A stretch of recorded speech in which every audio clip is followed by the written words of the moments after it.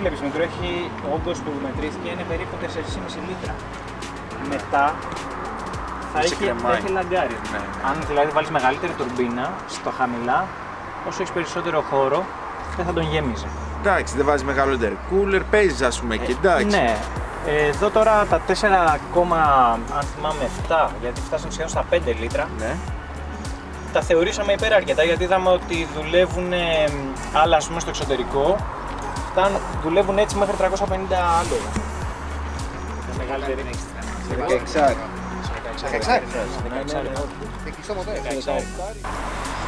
Λοιπόν, σήμερα είμαστε εδώ πέρα στην εκδήλωση του My MX-5. Έχει πάρα πολλά αυτοκίνητα ήδη. Είναι η κοπή της πίτας για το 2018. Τώρα πίσω είδαμε το αυτοκίνητο του Πάνου, το MK1, το ασημένιο. Είναι τετραπετάλουδο turbo. Δεν υπάρχουν πολλά φυσικά σαν αυτό. Μία μετατροπή που έχει κάνει μόνος του. Γενικά έχουν έρθει πολλά τουρμπάτα σήμερα. Εμείς είμαστε εδώ με το εργοστασιακό που δεν πάει βήμα, αλλά εντάξει, βαριές.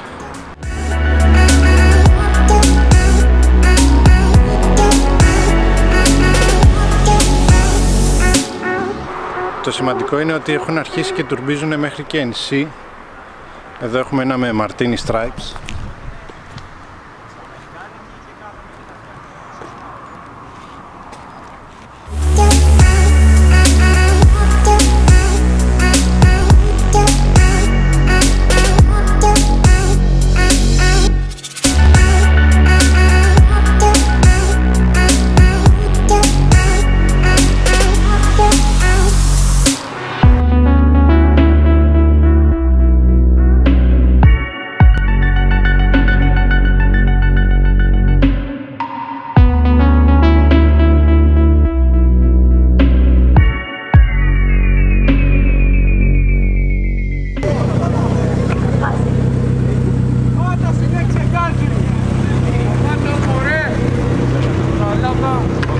Δεν έχουμε γρίλο, φίλε.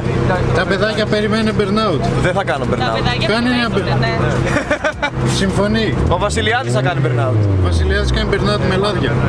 Λοιπόν, δεν μπορώ. Κάνει burnout για τα παιδάκια. Δεν ξέρω. Πείτε του, φωνάξτε burnout. Φωνάξτε, θα κάνει burnout. Burnout! Δεν τολμάς να κάνεις.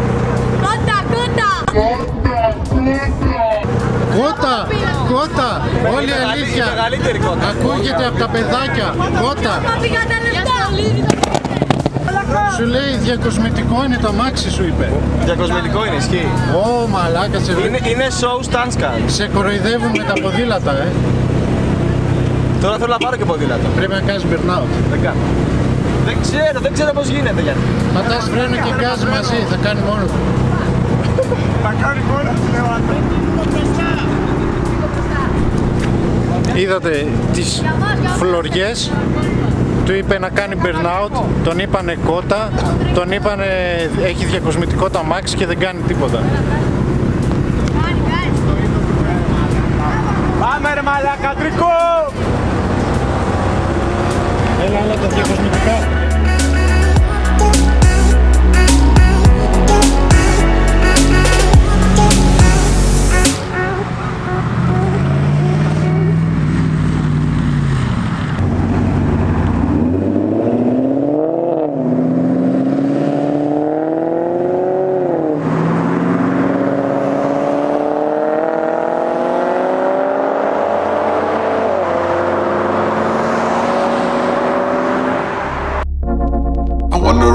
You got for me Egyptian curtains out to be my lady only. I asked you for the time. You got the damn right. What?